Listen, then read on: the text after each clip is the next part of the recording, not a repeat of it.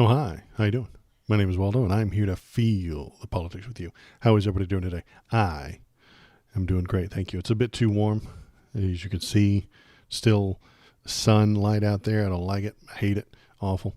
Maybe it'll cool off sometime soon. And because summer is over, the Bulbasaurs have left. The family Bulbasaur that was back here, they have gone, and they have been replaced by Mega Man playing a Mega Man arcade game. It's very fun. It's very interesting. So, hi, how are you? I'm doing good. Yeah, what is today? Today is Wednesday, so I've got a handful of links to look at, some politics to do, some Mega rants. Yeah. Some politics to read, some rants to have, and some stuff to look at. I think we'll start with the fun stuff first, but maybe it's fun, maybe it's not. I don't know. Maybe you think it's awful. Maybe you think it's boring. I don't know. And if a doggy comes to visit me, I will put him up on screen, but he is not here right now. I don't know where he is. He's off gallivanting about. He is a free spirit. He just goes wherever he wants, whenever he wants, and you can't stop him. No one can. So let's see. Yeah, if you want to hop into the Discord, you can do that. Kind of. The link doesn't show up here anymore, but it appears in chat. I wonder if it works in YouTube chat. It does not. Amazing. Not that anybody's in YouTube chat, but sometimes Souls is in there. It's nice. Oh, hey, it did work in YouTube chat. Amazing. It just doesn't appear on the screen. Okay, so if you're in chat, you can go to the Discord there. You can look at photos of Bobo the Baby Bark Boy. You can look at lots and lots of people debating things. Any of it is in there debating people all the time. It's very fun. And then you can go in there and tell me where I'm wrong. You can go in there and tell him why he's wrong. And it's a whole thing because the algorithms really are powered by hatred. I know this for a fact now because my last video has, God, how many? It's got like 400 comments on it or something like that. I'm going to look it up real quick and find out how many I got on my last Charlie Kirk video. Let's go right here. Let's go to the studio. And my last video only got 9 comments, but a lot of people watched the live stream. 647 views on the live stream. I think it was just people clicking in to tell me I'm a terrible person because of 142 comments, which is a record for me, and only half of those are me. Maybe slightly less than half. But anytime somebody posts something in there, I respond to them. You shouldn't go there. The YouTube comment sections are not a nice place. It's not a good place to be. It's not a place for civil people. It is a blighted hellscape in the YouTube comments. You should not go there. It is the place for the spreading of hatred, and that's what the algorithm feeds on. So I have to go there. I have to go there and spread the hatred back and reflect all the hatred back at the people who are throwing it at me. And then I judo flip it and sometimes pass it back to them. But yeah, that's what you got to do to be a successful and effective YouTuber is go to the place where all the hateful people are. It's a whole thing. I'll deal with it. You don't worry. You don't go there. It's not a good place for good people.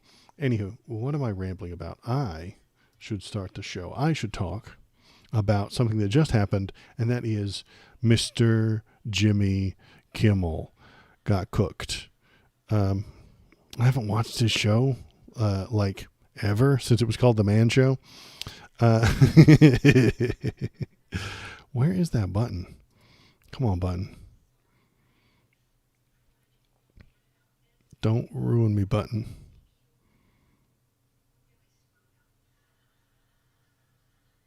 Nope. That one. There. That is the one I want, but it's not on the right page.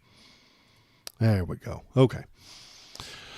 Mr. Jimmy Kimmel has been suspended, and Donald Trump keeps successfully silencing his critics. That's terrifying. Jimmy Kimmel Live is the latest victim of the Trump weaponization of the FCC, the media conglomerates quick to bend the knee. So what happened? Is this exactly the same as Chicks on trampolines really made an impact on my early teens. I agree completely. I remember that, and I remember seeing it and being like, this is the greatest show I've ever seen. This is the greatest thing on television ever. And I got older. We grew out of it. We got better. And now we have the YouTube Shorts to give us this. At least that's what my YouTube short feed is. Not that I ever click on them all that often, but it just keeps feeding this level of interaction at me on the YouTube shorts, I guess, because I don't watch any of the other ones, really, honestly. Anywho. Yeah, this happened recently with Stephen Colbert. He was doing the Tonight Show, and that got canceled because of Donald Trump. That's only half true. Those shows at night don't make any money anymore. Nobody watches them. When was the last time you can remember watching one? I haven't watched regular TV in a very long time. I haven't sat down for the show that starts at 10:30 after the local news and watched it in well over a decade. Even when I was watching, Jon Stewart, when he came on at 10 o'clock at night, I would just record it on the DVR and then watch it the next day during lunch. I don't show up at the right time. And then I would fast forward through the commercials, which they hate because then they don't get the ad revenue. It's a whole thing. Those shows don't make money anymore. You clicked on the booty short dance and it was all booty dances. Literally, clear my history cache also were kind of loud. Oh, okay. Robots kind of loud. Okay. But yeah, and you're right. Then that's how the algorithm gets you. But those shows don't make money anymore, and they don't make money because nobody watches it. The only people who are watching TV at that time are weird old boomers who don't spend money on the things that are being advertised, and they don't spend money the right way. They have lots of money, but they don't spend it in the way that the advertisers want. And it's just the youth aren't watching. The medium age people, the people my age aren't watching it. The younger people aren't watching it. The kids sure as hell aren't watching Jimmy Kimmel at 10:30 at night after the local news. That's insane. Why would they? He's not saying anything that they're interested in. And the shows have become formulaic, and they've always been that way ever since Johnny Carson. And I'm old enough to remember him. So he comes out, he does a joke, he does a few jokes, he does some crowd work, he does whatever is hot at the moment, makes a few jokes, then he sits down and has a movie star come out and tell you about their movie, which is free advertising. It's the whole thing. It's why the show existed, is so that you can see the sexy celebrity look at the camera and say the nice things and talk about their new movie, and then they make some jokes and they bring out another one, and then they have a music act, and then everybody goes to bed. Nobody wants it anymore. If I want to know about a movie, I'll watch it on YouTube. I'll look it up. I'll find the trailer. I'll bring that I'll search it out myself, and then just get the 2-minute trailer. And then if I really, really, really, really want to see the thing, I'll look at some other insider stuff. When is it coming out? What's going on? How's the production going? That kind of stuff. Is there another teaser trailer? When's it? What does this YouTube celebrity have to say about it? That kind of stuff. But watching it, God, I could not even imagine. I know if there are any kids in the chat, they won't know that we used to come home, cook a dinner, and then say, okay, what do we watch on Tuesday nights?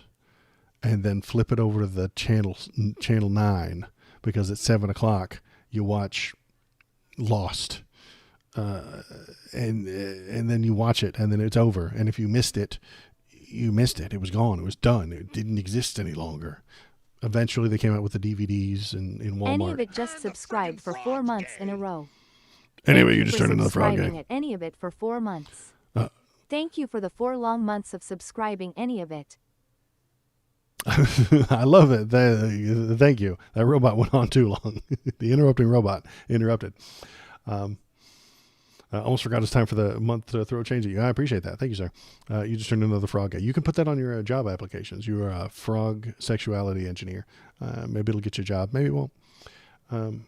So let's see. What were we thinking? Yeah, we used to come home and be like, okay, Monday night, that's for wrestling, obviously.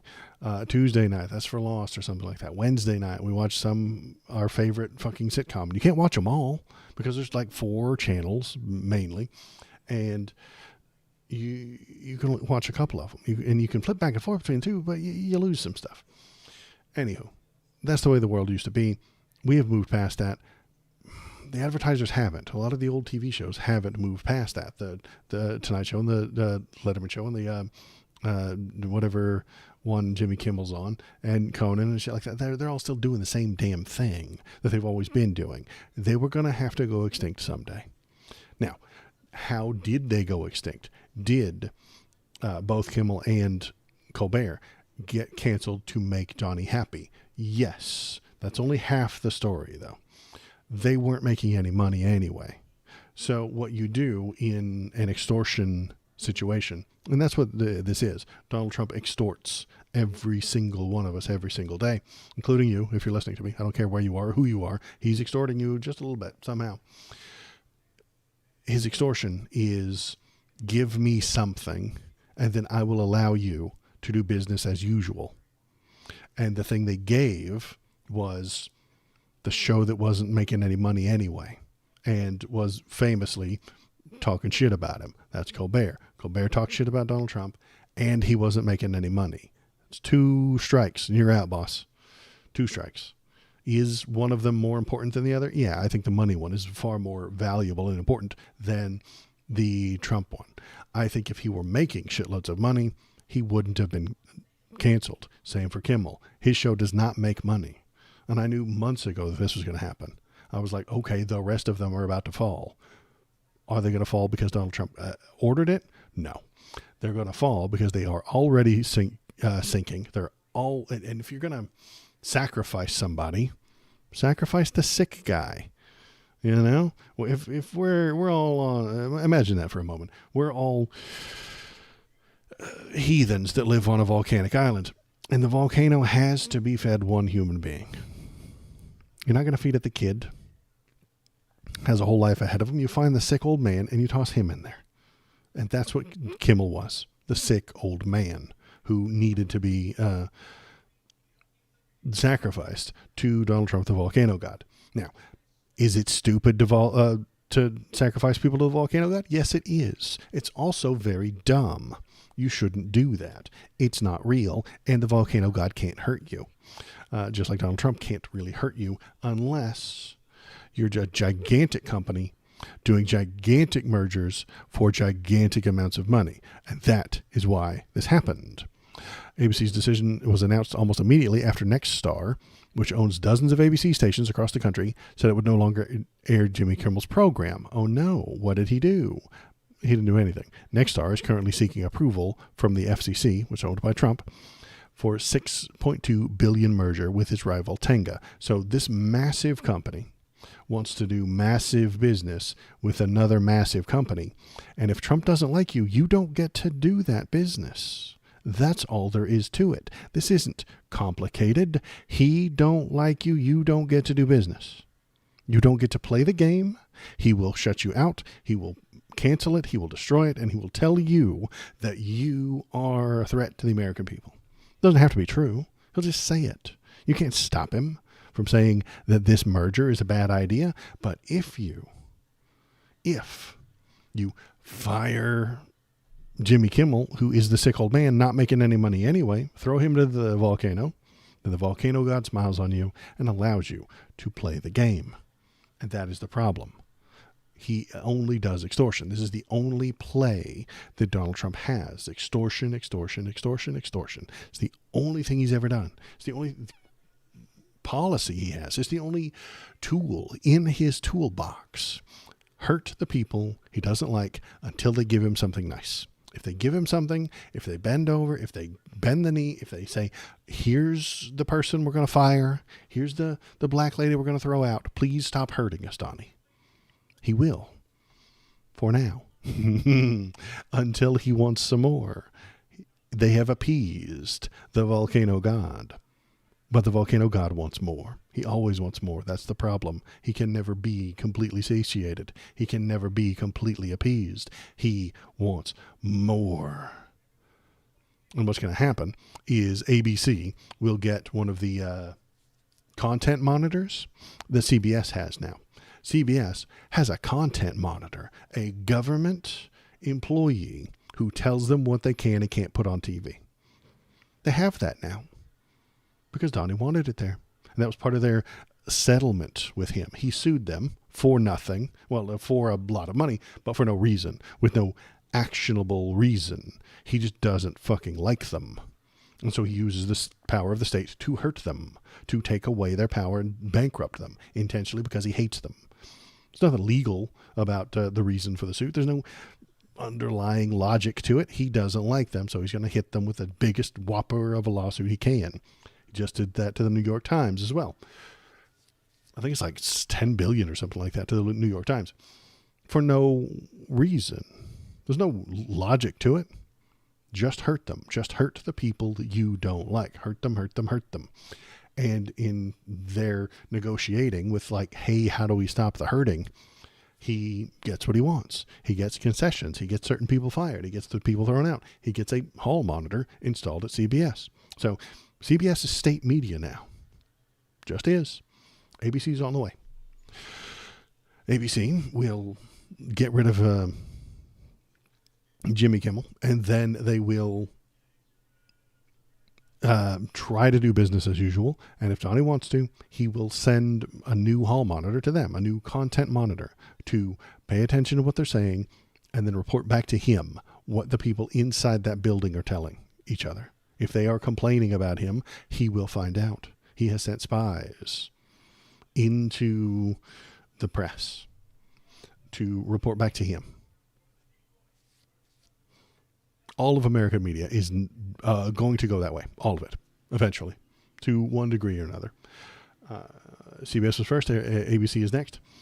Fox has been state media for a very long time, but they're paid to do that, so it's a thing. But now they're forcing it on more people. The media is only going to get worse. It's only going to get worse. And the only place you're going to be able to find things that slightly disagree with what he's got to say and aren't just being stenographers for him is going to be the internet. There's a problem there too, boss. Sorry. The internet's full of lunatics like me and anybody who watches me. Crazy, all of you. The internet is just filled with crazy people. Most of them talking out their ass like me. But I know I'm doing it. I'm telling you that this is my opinion. And we're feeling the news together, you know. But a lot of people will tell you that they're telling the truth when they're not. They're just making shit up. So let's transition over. Oh God, I said the T word.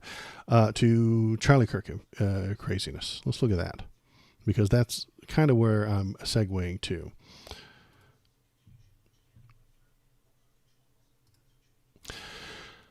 J.D. Vance, the vice president. I know that sounds crazy, but the vice president went on Charlie Kirk's podcast and filled in for him since he can't do it. He's busy. This is insane. First of all, why is the vice president doing like a for money podcast, a for-profit podcast? You know what I'm saying? Like, he works for us and he's doing this. Kind of gross, kind of weird. Then he used this entire 2-hour-long thing. I'm not going to play all of it. God, no. I skimmed through it a little bit here and there. I'm not going to set you to it. To say lots of dumb shit. He brought Stephen Miller, the Nazi, on, and they just Nazi'd it up. They just high-fived. They were like, dude, Nazi shit? And he's like, Nazi shit. And then they high-fived. Let's see if we get a summary. J.D. Vance under fire for incredibly irresponsible podcast rant. Vice President Vance's appearance on Monday's episode of The Charlie Kirk Show raised the eyebrows of many political observers. Vance interviewed White House Deputy Chief of Staff Stephen Miller, the Nazi, on a new episode of the late conservatives activist Charlie Kirk's namesake podcast. Observers said Vance made several worrisome claims in an interview, including threatening to use the powers of the government to disrupt left-wing groups and accusing left-wing groups of being more violent than right-wing groups, which they're not. Science has proven that, but he doesn't care about science or facts or numbers or logic or reality. And he said, while our side of the aisle clearly has its crazies, it is a statistical fact that most of the lunatics in American politics today are proud members of the far left. That's not a statistical fact that most of the lunatics, like, you can't have a statistical fact about lunatics, can you? Lunatic isn't like a scientific term.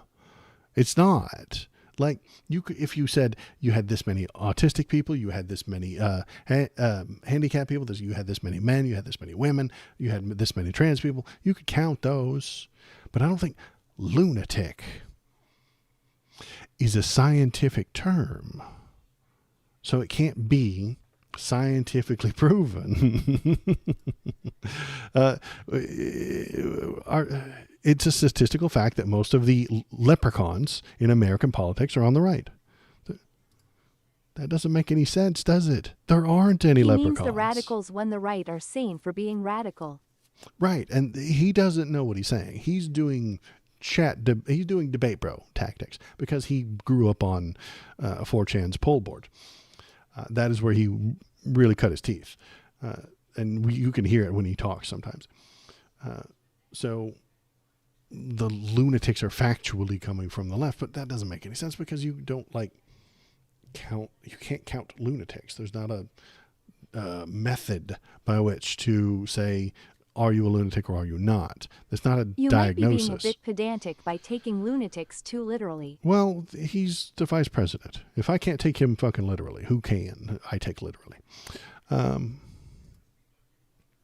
Political analysis and commentators responded to Vance's claims on social media. You're lying, J.D. Vance, said Jason Crow. Great. That's a lie. Obviously, Mehdi Hassan said. Mehdi Hassan is also very smart.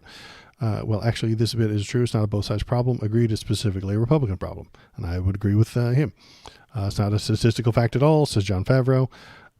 I wouldn't make any assertion like that about the right without evidence, and I'm just a podcaster, not the vice president of the United States, critically irresponsible, blah, blah, blah, blah, blah. So let's hear what he has to say here. Damn it, I don't want to go to Twitter. Hey, went to Blue Sky. First, we must tell the truth. It's the That would be a fucking first for him. only way to honor Charlie for what was he, if not a man who told the truth in every place, in every environment. Charlie Kirk lied all the time. Now, the most important truth Charlie told is this, that long ago a man, begotten, not made, came down from heaven. Fairy tales. And by the Holy Spirit was incarnate of the Virgin Mary. This is the most important truth to them. This fairy tale, this imaginary story. And became man. For our sake, he was crucified under Pontius Pilate and suffered death and was buried and rose again on the third day. None of that happened.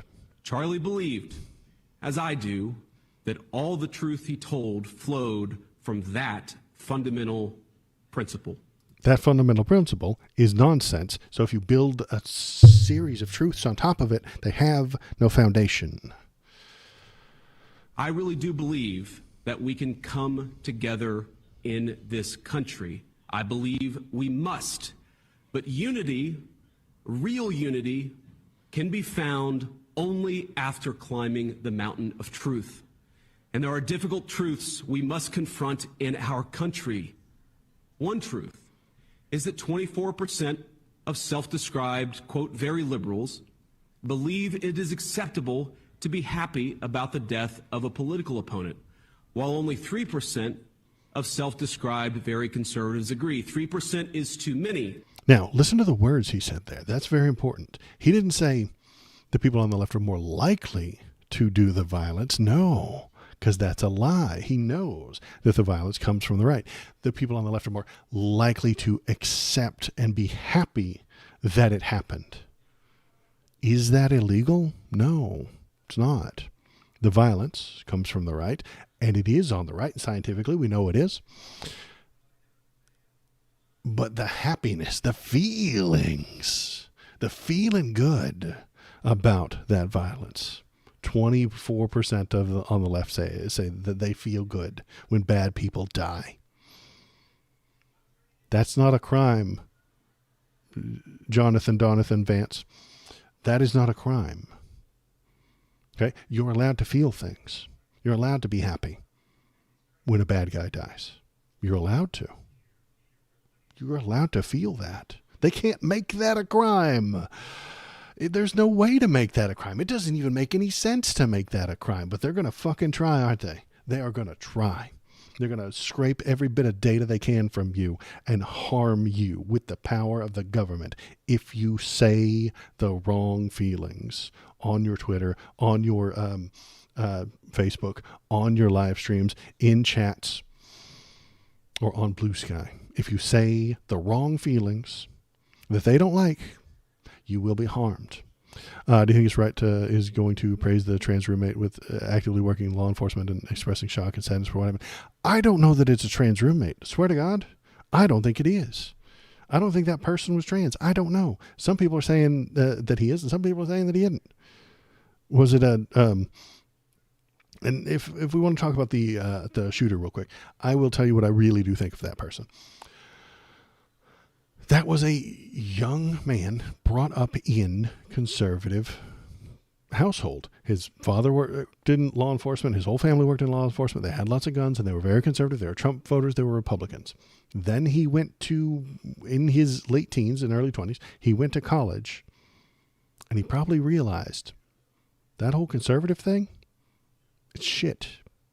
It's a lie. It's based on a magical truth about a man who could walk on water. And they've been stifling him. They've been preventing him from living a free life. Bunch on the right are saying all the evidence is faked. Everybody's saying every bit of evidence everywhere is fake. It's a fucking mess. There is no right answer right now. And once he realized that, he became radicalized and he became a nihilist. He became a nihilist. Nothing mattered anymore. He didn't care about the right. He didn't care about the left. Was he raised on the right and then went to college? Yes. Did he go crazy after that? Yes. But he went to nihilism. He went to, I don't give a damn. Everything is bad. Everything sucks. He became a cynic. Everything is awful. And the roommates, boyfriend, girlfriend, best friend, nobody knows. Because every picture I've seen is just a guy. And then I heard one person, who was it? It was Kyle Kalinske or something like that, said that the only reason they thought that person was trans is because they were playing with a AI face filter on like one of those stupid apps one time. And one of the apps turned the face into a lady, and then they posted it. That's it. There's no other evidence that it's a trans person. But the right wing is going to tell you that the shooter was trans, the bullets are trans, the roommate is trans, the song list was trans, the gun was trans, the ideology was trans, the clothing was trans, and everybody he ever talked to was trans, and they all need to go. They all need to be forced into camps. They all need to be put under lock and key because of their transness. And I'm not even making that shit up. Let's keep listening to this guy for another minute, and then we'll bring up the trans nonsense. Here we go. Of course. Another They were truth saying furry is that cuz they had one of those 26% animal of onesies young XD. Yeah, dude had one furry hat on. It was just a hat. It wasn't like a mask. It was a fuzzy hat with ears. And they were like, okay, well, he's a furry now. So they're just looking for something to fucking hate. liberals believe political violence is sometimes justified. And only 7% of young conservatives say the same. Again, too high a number. Because they're realistic.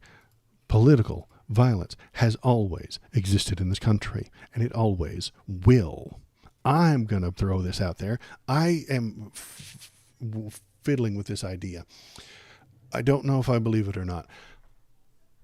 All violence is political.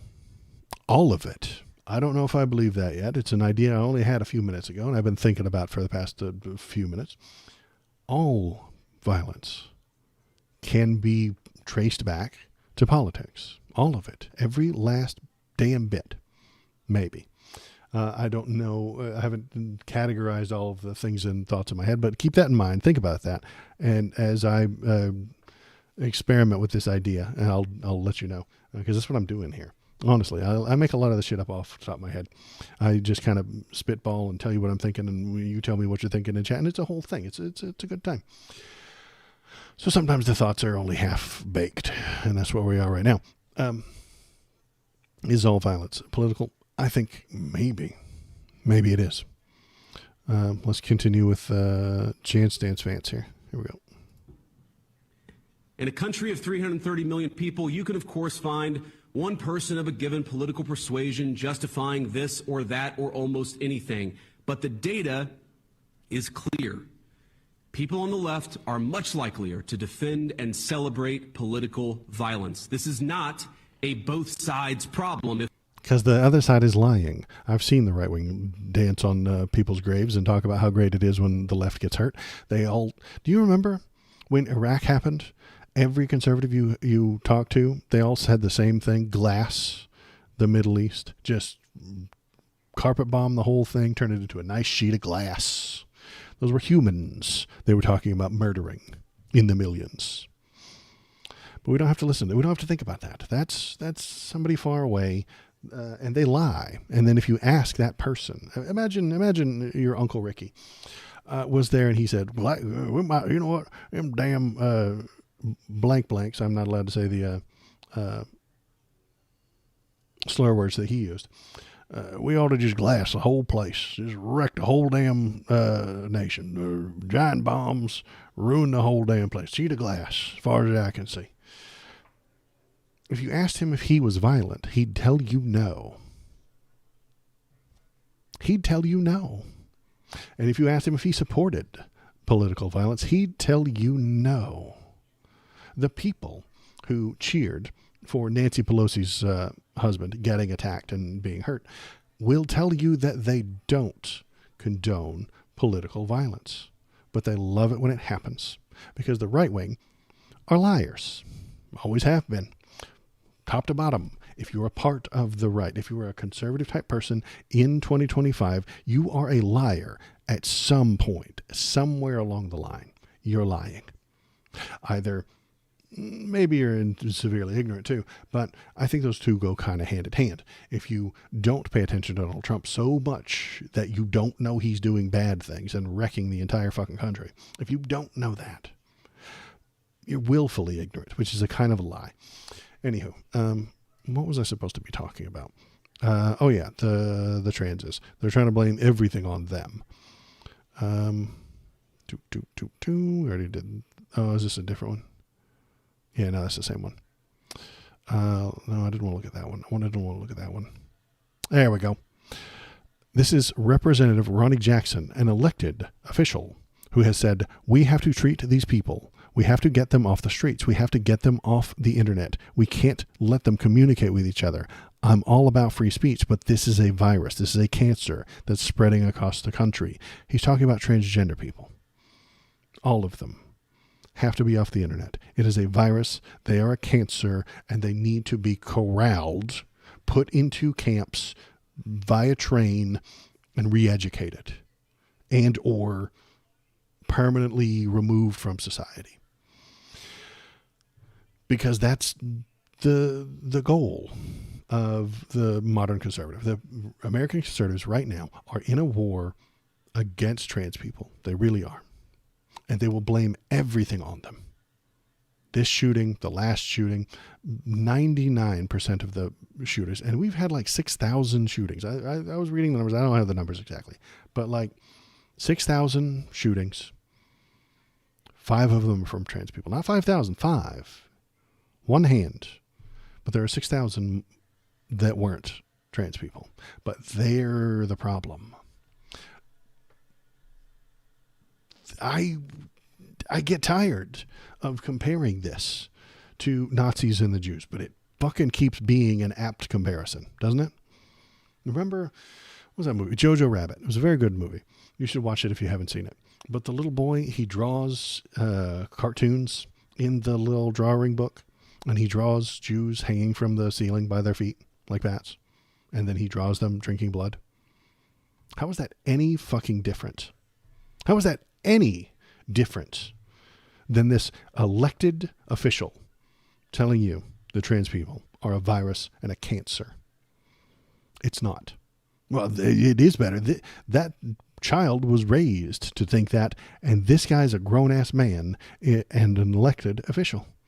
He gets money from your taxes. And he hates a very small minority and wants to blame every problem in the country on them so that he can continue to grift and lie and cheat and steal and live the good life of a congressman. They get paid all the time. They get more money than I get. And then he gets, what's it called? Campaign donations and stuff like that. And then he gets to go to nice places and they pay for him and he gets lots of money. He's very wealthy. And then when he finally loses, eventually, he'll get to go be a lobbyist and make lots more money. Go get to be on a board of some fucking company where he sits around and does fuck all nothing. Makes shitloads more than you ever have. And he does it. And he gets to be in that position by lying, cheating, stealing, and blaming a helpless, largely non-problematic minority. It sounds like what happened to the Jews in the 1930s. It really does. It sounds like it. And they're going to load them onto trains and put them into a camp.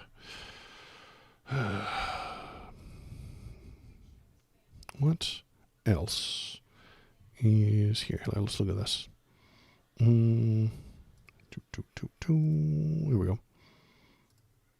Hey, MAGA, you've become what you despised. I've been saying that for a while. They are the bad guys, and they are the fascists, though they claim to dislike fascism. This is from Joe Walsh, who I'm pretty sure was a Republican congressman.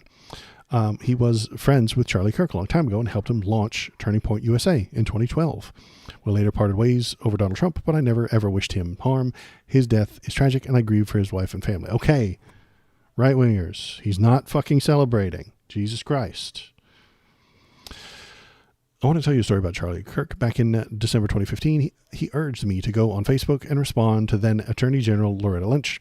She had suggested that people who criticized Islam might be investigated following the mass shooting in San Bernardino. I lost it. I dared her to throw me in jail. That rant went viral, and then the feds showed up to intimidate me. This was the old Joe Walsh, who was often say was a divisive political asshole. I'm sharing this now only to show that even though I was an ignorant loudmouth back then, I've always been consistent in my bedrock beliefs. With a left, right, or center, I've changed a lot since then, but I remain free of speech. I remain a free speech absolutist. Government must not censor speech. Nothing sets me off more than a politician telling Americans that what they can or cannot say. Hell, they're doing more than that, boss. They're telling you what you can and cannot feel. Pam Bondi, the Nazi, was doing something else entirely. She threatened to criminally prosecute an Office Depot employee who refused to print Charlie Kirk's flyers. Think about that. The Attorney General of the United States using the power of government to intimidate a private citizen for declining to make political propaganda. That's not freedom. That's tyranny. I agree. Remember the Colorado baker who didn't want to make a wedding cake for the same-sex couple? Conservatives are on the baker's side. You get to choose whose work you do based on their politics. Unless it's a left-leaning person, they're not allowed to choose. They must do the right-wing stuff. And that's the thing, isn't it? Right-wing cake maker, according to Pam Bondi, does not have to make a cake with two men on the top. Left-wing Kinko's worker does have to print propaganda pamphlets. What's the difference? Well, it's left and right, isn't it? When I was in Congress and later I had my own conservative radio show, I pretty ruthlessly mocked the left for being so easily offended. Safe spaces on college campuses, protests to ban controversial speakers, liberals demanding protection from hate speech. We laughed and said that they were fragile snowflakes. Well, now the shoe's on the other foot. MAGA has become the new cancel culture. They always have been, boss. They always have been. You're demanding people lose their jobs, their visas, their passports for saying things you don't like. The Pentagon is tracking comments. That's the other thing. The government is tracking you and me right now. Hi, Pentagon. Hello, CIA. Hi. I'm not fomenting any violence, I promise. I promise.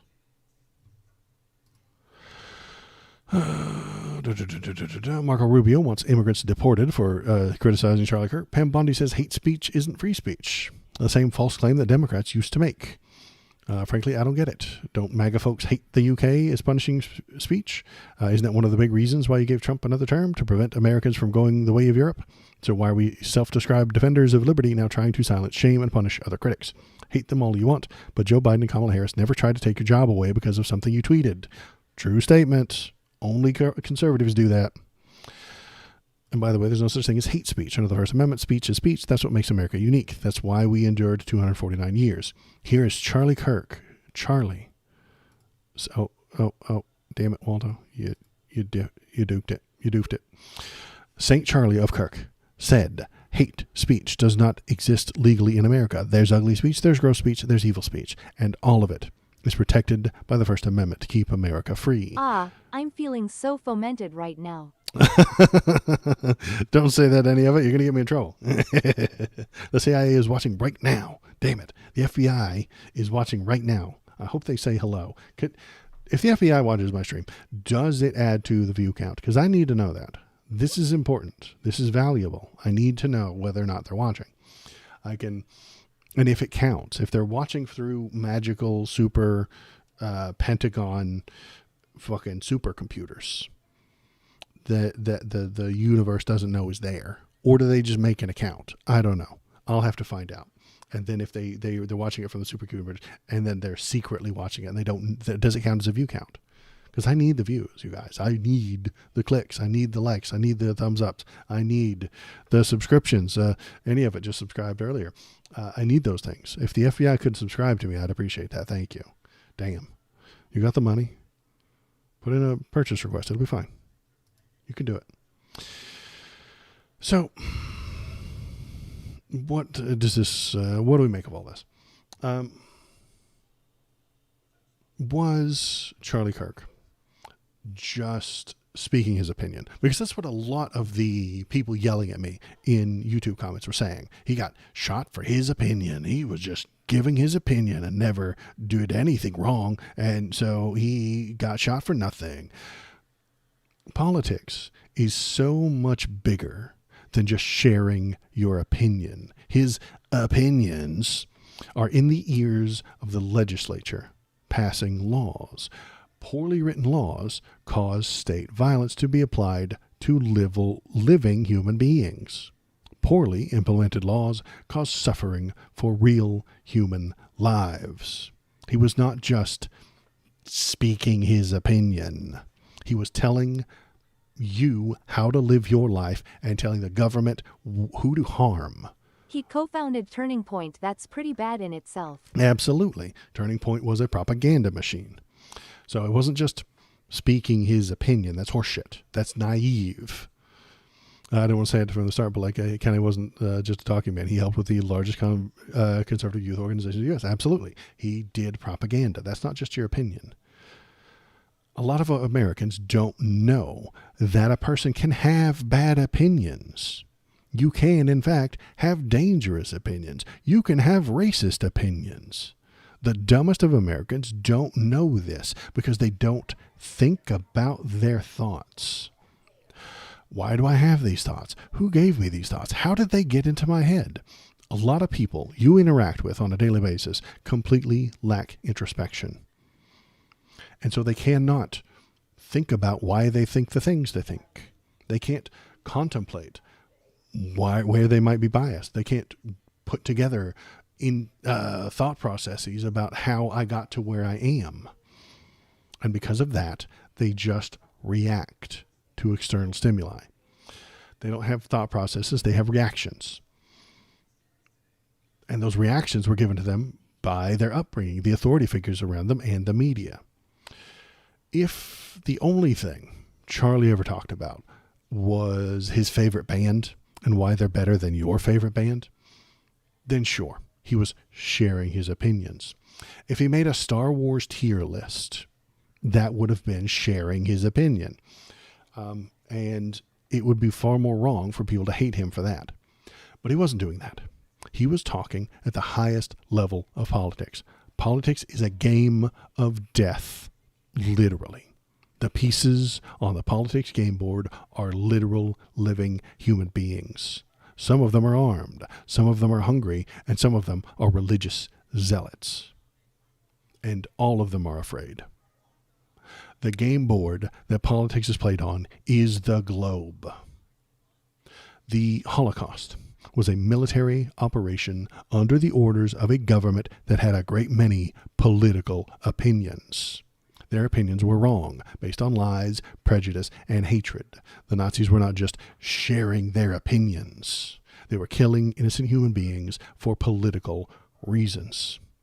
The current Ukrainian war is a military operation under the orders of the Russian government, and it has a great many political opinions.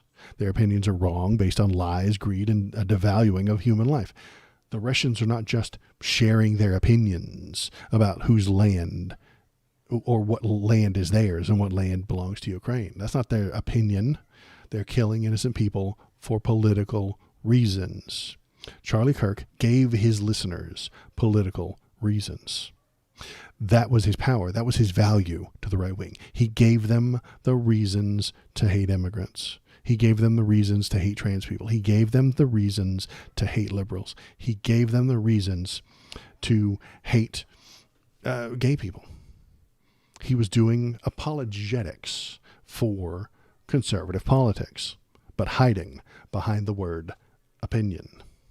Apologetics is a word you usually hear around religious and atheist debates. Let me see if I got the thing here. Where is apologetics? There it is. There it is. What is apologetics? Apologetics is a systemic defense of a religious position. It comes from the word apologetics, meaning in Greek it means speech in defense. Speaking in defense is a religious discipline of defending religious doctrines through the systematic argumentation and discourse, which is what he did. He argued and did discourse and defended his beliefs against critics and recommended faith to outsiders. Yeah. So that's exactly what he did. He didn't just... Oops, wrong button. A verbal defense. That's exactly what Charlie was doing. He was going to these campuses, verbally defending conservative politics, because lots of people don't like conservative politics. Lots of people listen to it, find out what it is, and say, ugh, gross, I hate that. Why would we do that? And so he had to go there and verbally defend the bad faith arguments of authoritarians, verbally defend blood and soil policies. He disingenuously called it change my mind, but that was also a lie, a misnomer. He was not there to receive new information, to process it, and then measure it against his previously held ideas and come to some sort of synthesis, perhaps learning a new thing. No. He was there to dunk on college liberal kids who'd never been in front of a camera or spoken into a microphone before, getting a cool video to post online to convince conservative people that college is bad and liberals are bad and to vote Republican. That is what he was there for. He was not there to learn. He was not there to... he was there to speak, but he was not there to have his mind changed. He was there to run apologetics for conservative positions. He was there to give his followers a political reason to disregard the choices that they did not prefer and to limit the freedom of the people who made those choices. It's a complicated sense. What do I mean by that? Charlie made 1,000 decisions in his life and believes that they are correct. If you want to be correct, you have to make the same decisions. Deviating from any decision he made in his life or his path or trying to be something else is a mistake in the conservative mind. They think that you're fucking up. He wants to control your life to get you to land at his preferred outcomes. And so the kids at college would come up to him and say, hey, can I wear a dress? And then he would say, no. And they would be like, well, can I be gay? And he'd say, no. And he'd give you 1,000 reasons why. And he'd debate you blue in the face, run around in circles, run around, circular arguments all day long. He was a circular argument manufacturer is what he was. And it always came down to that. You wanted a freedom. He'd tell you no, why you can't have it. Would you like to marry somebody of the same sex? No. He'll tell you 1,000 reasons why you can't. Would you like to have an abortion? He'll tell you 1,000 reasons why you can't. Would you like to put together some sort of different government entity that isn't bound by and owned by all the corporations? He would tell you 1,000 reasons why you couldn't. If a woman asked him a question, can she choose not to have children? He will tell you 1,000 reasons why you can't. Can she focus on her career and become a successful business person? No, he does not want women to do that. He wants them to be at home being broodmares for American white people. That's what he wants. He will take their liberty away to get his preferred outcome. And that's why I call him names. That's why I have been against him for the entire time. That's why I have never liked him. He takes human freedom away and replaces it with his version of control, the control that benefits him and his group the most. He's not out there advocating for conservative Islamic values. He's not. He never would, and he never will. Well, obviously, he never will now, but he can't, because the entire shtick, the entire thing he's doing there is empowering himself, his way of life, his religion, his race, his conservative party, everybody that's part of his in-group. Everyone else can fuck off. Everyone else is a second-class citizen. Everyone else is lower on that totem pole than he and his followers. In my opinion, he didn't tell them no. He didn't actually tell anyone not to do it. I think he did. He told them his opinion rather than change the liberals' minds or not was up to the liberals in question. No, he pushed conservatism tells you what not to do. If there's a thing that conservatism does, it's a long list of shit you aren't allowed to do. And he pushes for laws to be passed to make those things illegal. Do you think he would push for a law that says no more same-sex marriage? He did push for that. He pushed for it all the time. He thought it was a wrong thing to do. So he doesn't want you to have that liberty. He doesn't use that liberty. He doesn't use that freedom. And so you can't use it either. Control is what it was about, so that his group, his in-group, his preferred look of humanity could stay on top. White supremacy, Christian supremacy, conservative supremacy would be on top and untouched. That is why I don't like him. That is why I have been complaining about him for a very long time. So let's see. I think I've got some of his stances up here. Yeah, here we go. Let's see. Activism, chairman, Students for Trump, the MAGA doctrine, a manifesto for Make America Great Again movement, in which he wrote that the Republican Party is in some sense no longer a conservative party, and no longer the party of Reagan, but instead a Trump-remade populist party. Trump is not a populist. He's a fake populist. Kirk was an early investor in 1789 Capital, which invests in MAGA businesses. So he's not just doing his opinion here. He's pushing MAGA businesses so that he can make more money. False claims and conspiracy theories. Kirk was known for his repudiation of liberal college education and embrace of pro-Trump conspiracy theories. He promoted the cultural Marxism conspiracy, which is just an updated version of Bolshevik Marxism. What was it called? The not cultural Marxism, but the Bolshevikism or something like. No, it was something Marxism. It was Jewish Marxism. Basically, it's just the thing that the Nazis threw at the Jews. In a 2015 speech, the Liberty Forum, Silicon Valley, Kirk said he applied for a nomination of the United States Military Academy at West Point, but was not accepted. He said the slot was he said that the slot he considered went to a far less qualified candidate of a different gender and a different persuasion, whose test scores were lower, he claimed. He was just repeating something he'd been told. Sounds like nonsense. And then he really went off on George Floyd. reported fake claims that he illegally counterfeiting currency and had once put a gun to a pregnant woman's stomach. On Facebook and YouTube and on Rumble, Kirk repeatedly promoted the false claim that the medical examiner who performed the autopsy declared Floyd died of an overdose. After a fact check from the press that noted the doctor stood by the classification of Floyd's death as a homicide, corrections were added to Kirk's posts on social media. So what he's doing here is what I would be getting in trouble for if the FBI starts watching stuff. I'm telling you that Charlie Kirk was no angel, and he said a lot of bad things. All the people who have been posting his quotes over the past few days are telling you that he was no angel. He was no saint. He's not a good guy. Don't turn him into one. And that's what he's saying about George Floyd. George Floyd was illegally counterfeiting currency. He wasn't. He put a gun to a pregnant woman's stomach. He was a bad guy. He was no angel. He's no good guy. You shouldn't treat him as a hero. So he's allowed to do that. You're not.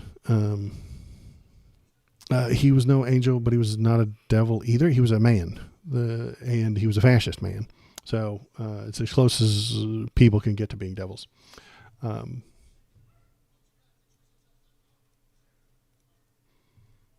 He wasn't just chatting, Wide Smile Gaming. He was speaking to the people who make laws. And if he makes the law, if he tells the people what to pass and they pass the law and then the law hurts people, he's not just sharing his opinion. He's not just telling you what his favorite album was from 2009. No, he's not just sharing opinions on which car looks the coolest. He's sharing his opinions on who needs to be harmed by the government.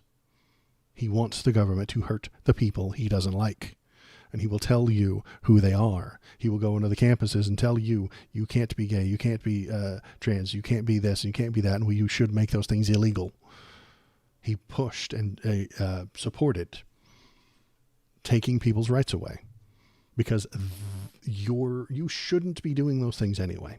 You shouldn't have the right to transition, according to Charlie Kirk. You shouldn't have that right. So the government should take it away from you. You do not have that freedom. Let's see.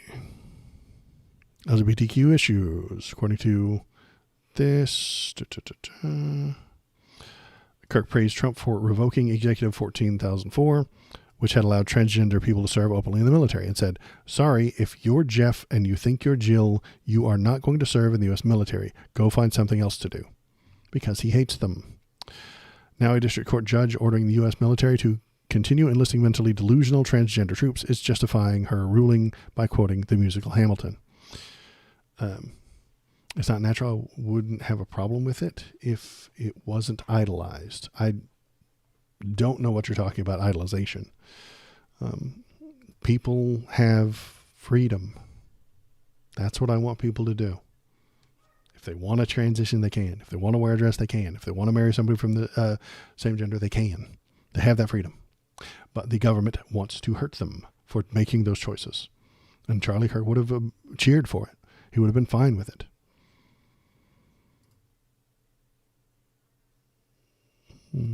Sexual anarchy. Here you go. In October 2021, Kirk said on his podcast that Democrats wanted Americans to live where there is no cultural identity, where you live in sexual anarchy, where private property is a thing of the past and the ruling class controls everything. Boss, Donald Trump controls everything now. Following social media backlash, he released a statement on the website doubling down and expanding his remarks. According to Media Matters Young Leadership Conference, blah, blah, blah, Kirk said that the biblical model for women to pursue in romantic relationships is a partner who's a protector and a leader, and deep down, a vast majority of you agree. And that if you want to go meet conservative men that have their act together, that aren't woke beta men, like start at Turning Point USA chapter, and you'll meet a lot of them.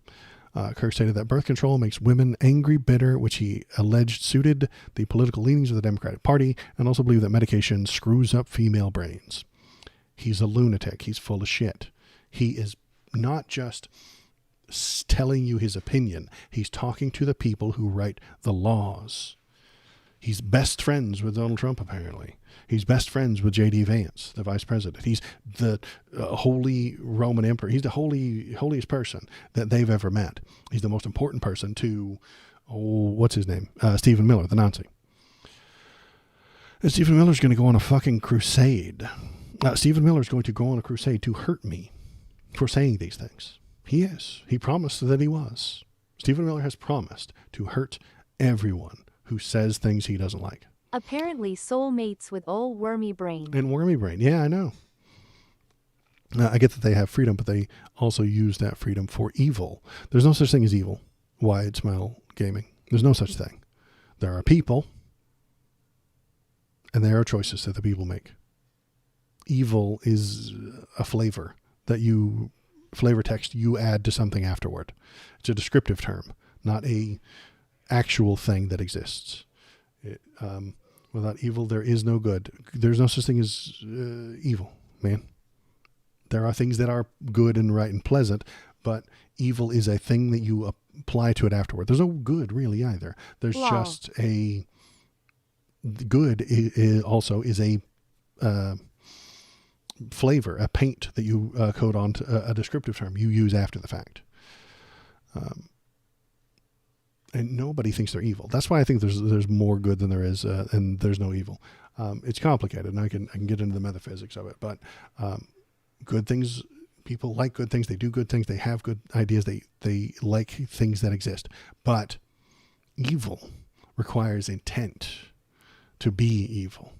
If you do something that's selfish, that's not evil. It's just selfish.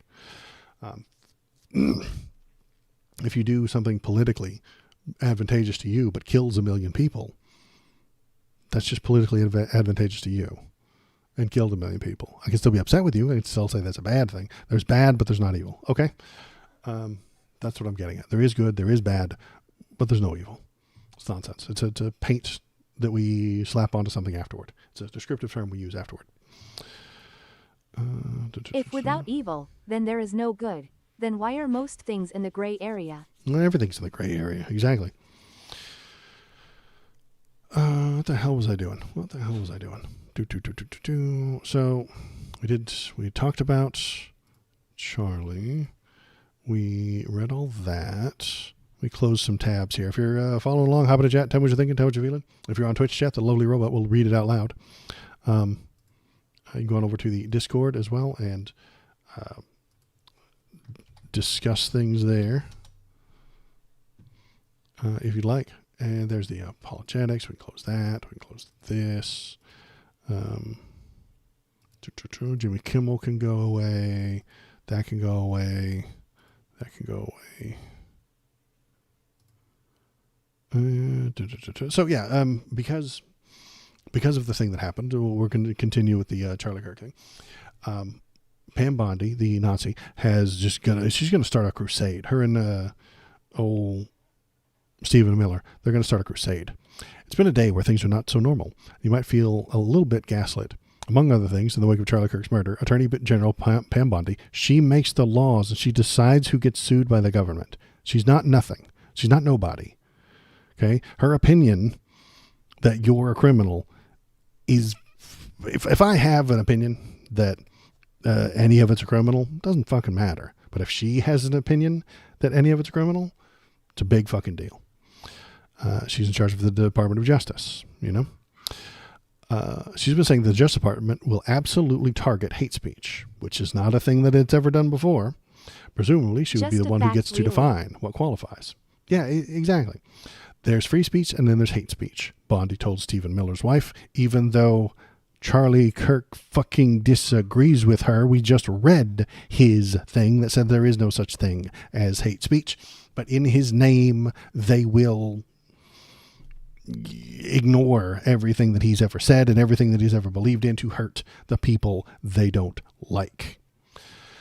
We will absolutely target you, go after you, if you're targeting anyone with hate speech. She's in charge of the fucking Department of Justice, y'all. She can bring your ass up on charges. But that's most definitely not what the law permits. The First Amendment protects hateful speech. That's the reason Nazis have been able to march on the streets in Skokie, Illinois, where many Holocaust survivors lived out their lives after the war. The First Amendment matters the most when it comes to speech that we like the least, protecting people's right to air their views, no matter how extreme. Conservatives used to fucking say that. They did. That used to be a conservative fucking talking point. Are they going to take down some Nazis on Twitter? God, no. Twitter is completely safe. There is only one thing that you're not allowed to talk shit about, and that's Charlie Kirk. If you talk shit about him, you go to fucking hateful speech jail. If you talk shit about Jews, you're fine. Nobody cares. She's not going to come after you for that. If you insult every black person to have ever existed, she's not going to come after you for that. Only Charlie Kirk. Only Charlie Kirk matters to them. Because in this country, when we make decisions in a free marketplace of ideas, and not one where the morality police get to decide what is and isn't acceptable, we tolerate speech we disagree with, even speech we find horrific, in order to protect our own right to speak. So I've talked about the marketplace of ideas before, and I actually think there is a problem. You can't let fascists into the marketplace of ideas because they will lie, they will use bad faith to fill the marketplace of ideas with sewage. And once it's full of sewage, nobody else gets to spread their ideas around. It's not a marketplace of ideas anymore. It's a shit pit.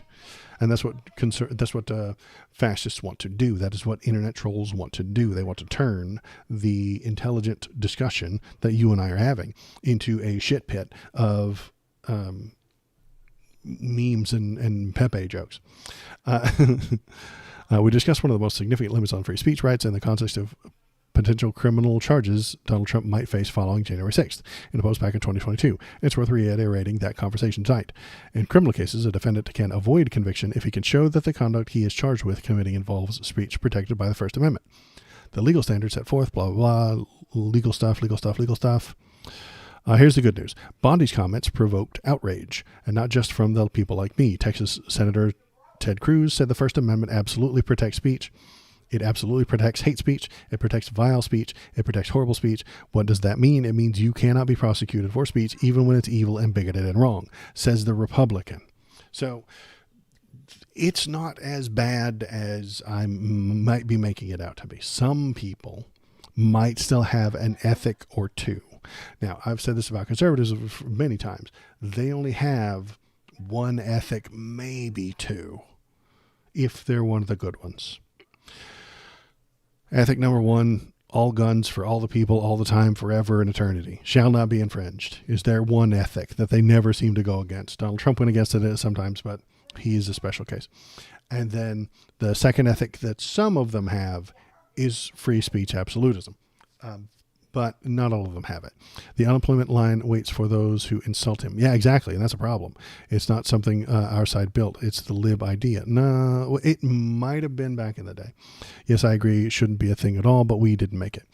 The conservatives made this a long time ago. They did.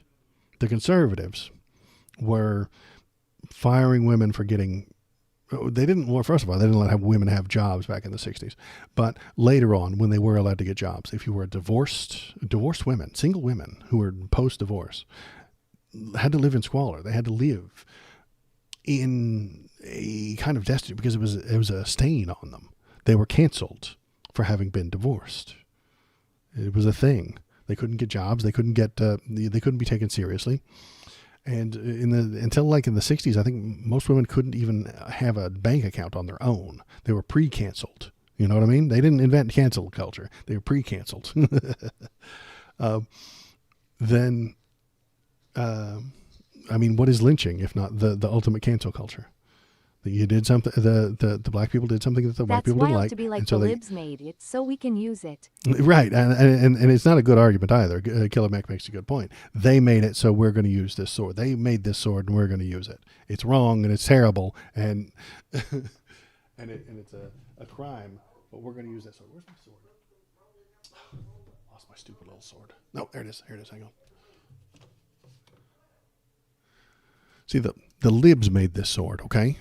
And I, the conservative, am going to use it to kill everyone I can. But it's not my fault. Okay, you understand me? It's not my fault. Because the liberals forged this sword. And now I've picked it up and I am murdering everyone with it. Goddamn liberals. It's the tool's fault, you see. It's the fault of the sword for being made.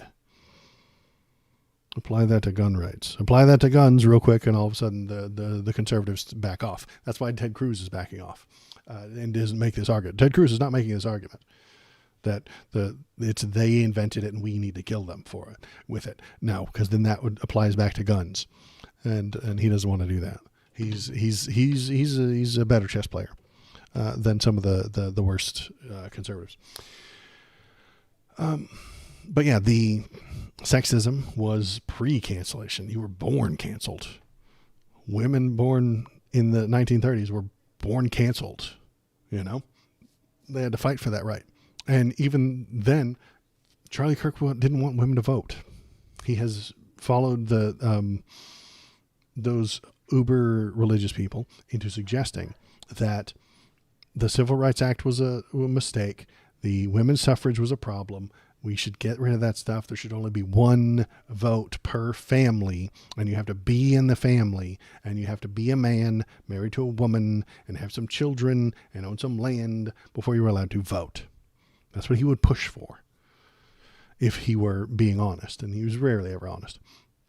The problem is the race at the bottom. The right does gerrymandering, so we'll gerrymander. The left cancels, so we'll cancel. Obama did executive orders, so now we do them harder. Yeah, and that does lead to escalations or de-escalations, I suppose. They're not de-escalating tensions, but they're de-escalating the world, and they're making everything worse. But they are escalating their tensions. They are escalating. They're rushing to the bottom. So an escalation race to the bottom. Yeah, you're right. And let's see, what else do we have to read? Let's read some more. Fox News host Britt Hume, the whitest man you've ever seen, on X said that someone needs to explain to Mrs. Bondi that so-called hate speech, repulsive though it may be, is protected by the First Amendment. Ultimately, Bondi was forced to walk back her comments and pretend she'd only been talking about comments designed to incite violence all along. That's not what she was talking about. Just when we thought it had vanished, it turns out that there was some conduct that was so profoundly un-American that it's unacceptable, even if it's only because it's plain to see how it could be rebounded against MAGA if it's used against the left. So that's the good news, I suppose, that a lot of the people who are saying these things are getting schooled by the older version of Republicans. So what I want to look up real quick is...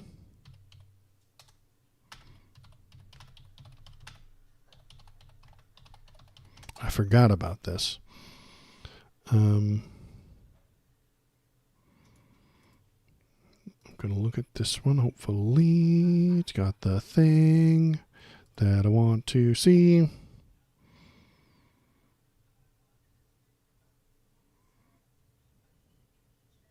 There we go. If we're putting people in jail or prosecuting or going after them for the words they say, I would suggest that we start with J.D. Vance. This guy, he's the vice president. He's very close to Donald Trump. And he said one time that Mr. Trump is unfit for our highest national office. In a now deleted tweet from 2016, Vance said he was voting for a third-party candidate over Trump. I can't stomach Trump. Before running for office, Vance had a number of things to say about the former president. And he even identified himself as a never-Trumper guy. And he said Trump was an idiot and compared Trump to America's Hitler. My God, you guys, this is where the investigation should start, with the vice president. Obviously, he's one heartbeat away from being the president. We can't trust him with Donald Trump's health, can we? He thinks Donald Trump is America's Hitler.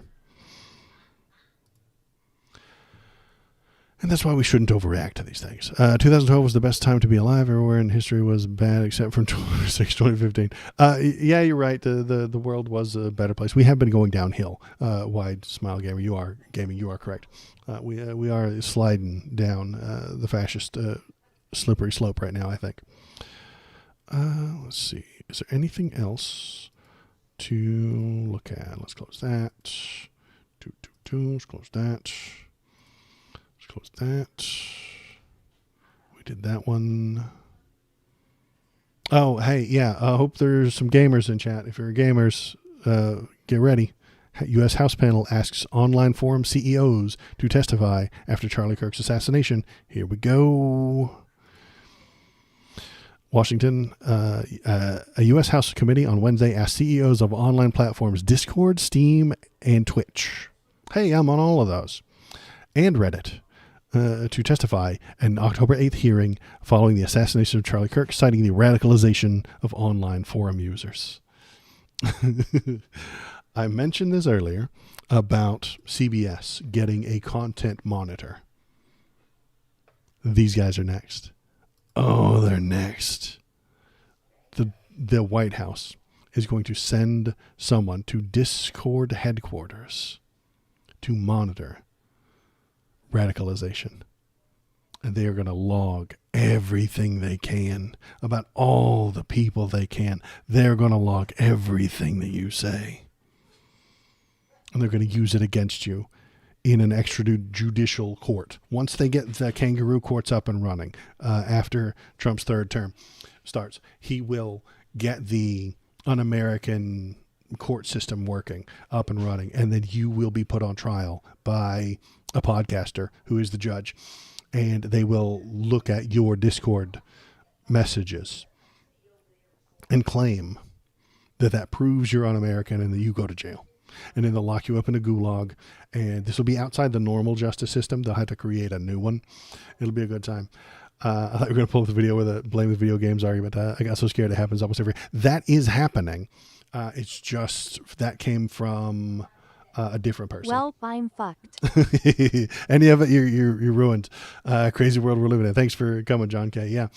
So the Discord CEO, the Steam CEO, is Gabe Newell still the head of Steam? Like, I see him on the internet every now and then, but is Gabe Newell still in charge of Steam? Like, could he go there and talk to them? God, that would be fun. He's kind of a trolly, silly guy anyway. He's silly. He's smart. He's with it, you know? I think Gabe Newell could go there and really have a good time. I'd watch that. I'd watch him speaking to Congress. I think he would insult them in subtle ways that they might not notice. He'd talk shit about them and they might not comprehend it. And then he would hint at Half-Life 3. You think Gabe is still in control? Okay, good. I would love to watch that. I would honestly. Now I kind of want this to happen. I hadn't thought about Steam. I was thinking more about Discord and Reddit and stuff like that, and Twitch. But yeah, maybe Gabe could go there and troll him a little bit. And then every time he says the number 3, like, we'll count it and take a shot and Praise be like, Gaben. praise Gaben. And maybe he could, like, hint at Half-Life 3, and it would be a good time. And then we'd all turn it into memes, and then everything he says would be a meme, and it would be a very big. I'm so mad that you don't know Lord Gaben is still head of Steam. I don't pay attention to who runs what company. I'm sorry. I saw him making silly remarks about the OLED Steam Deck, and I thought it was a funny little gab he did or something like that. He made a joke on the blue sky, and I said, haha, that's funny. And then I moved on with my life.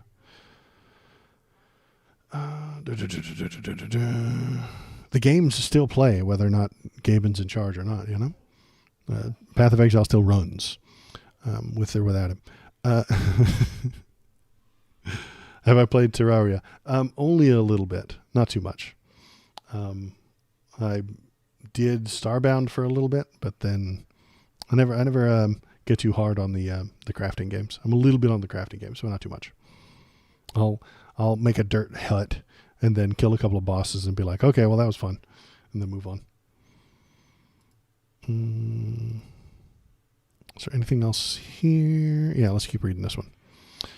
In the wake of this tragedy, and amid other acts of politically motivated violence, Congress has a duty to oversee the online platforms that radicals have used to advance political violence. James Comer said. James Comer, the piece of shit. I'm probably going to go to jail for saying that, but I don't care. James Comer, you're a piece of shit.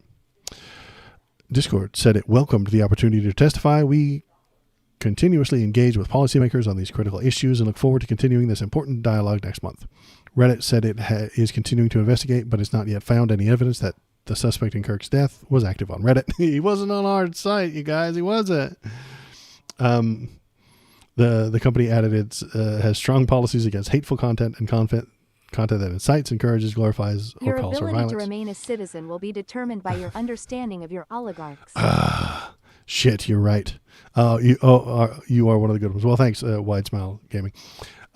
You're right. We do, and I think you're onto something there, Killer Mick.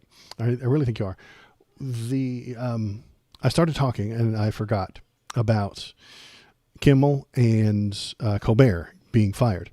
They're not fired because you don't like them. They're not fired because they don't have an audience. Yes, they're making less money than they used to, but I suspect they still make some money. They would have been fired even if they were making money. I think if they were making money, they'd have been a little bit safer, but the economy no longer functions for people any longer. It doesn't work for you. It's not there for you. It's there for the whales. It's there for billion-dollar companies to merge with other billion-dollar companies so that the CEOs can write themselves into the contract to make $1 billion, and then they take it and they fuck off. It's not there to provide you with funny haha jokes on TV. It's not there to provide you with entertainment. It's not there to provide you with a product or a service. That is not what the economy does any longer. It's got some leftover vestiges of people who bang rocks into the shape of something useful and then sell it to you. But that's not the way to make money. No. You would be stupid in this day and age to go find a resource, bash it with a rock until it's in a useful shape, and then try to sell that to people, even if they really wanted it. If you found a bunch of metal and you banged it into knives and then you sold it to people who needed knives, you wouldn't make money. No, you might scrape by 1%, 2% profit if you're lucky. Or most likely you just go out of business because somebody else would fucking buy you out or run you out of the business, or you wouldn't be able to go to the market anyway because they get you out of there. The way to make money is giant corporate mergers, huge whales just slamming into each other and then taking one or the other over, and then just somehow that makes more money. We're not in a economy of people working and then selling products and then it goes down. Then the companies pay the people all the way down. It's all going up, all of it. So scams, that's a good way to make money. NFTs, that's a great way to was a great way to make money. Crypto shills, that's a great way to make money. Speculation, that's how you make your money. You borrow a lot of money from a bank, then you speculate on stocks, on bonds, on imaginary AI devices that do not exist. And then when that number goes up, you sell it for more money, and then you give some of it back to the bank. That's how money is made these days. Your proof we can talk civilly. I may not agree on everything. So I appreciate that. Wide Smile Gaming. Just let me know what you're thinking. Let me know what you're feeling any old time. And if you're in Steam, in Twitch chat, the lovely Robot will read it out loud to you. So come on by. Robot. So let's see. So yeah, that's what I'm thinking about the economy. It's not for you anymore. It's not for me anymore. It's not there to see to our needs. It has been blown up, overpowered. It has been moved so much higher than it used to be. It is more than it ever has been, and it's unserviceable. It's unworkable at this point.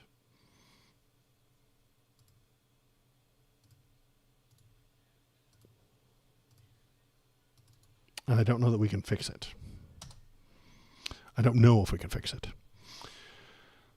without a crash. And even if we could fix it, the people on top, those whales, would scream bloody murder. And since they get to go on Thank you for TV, following WLDE Smile Gaming.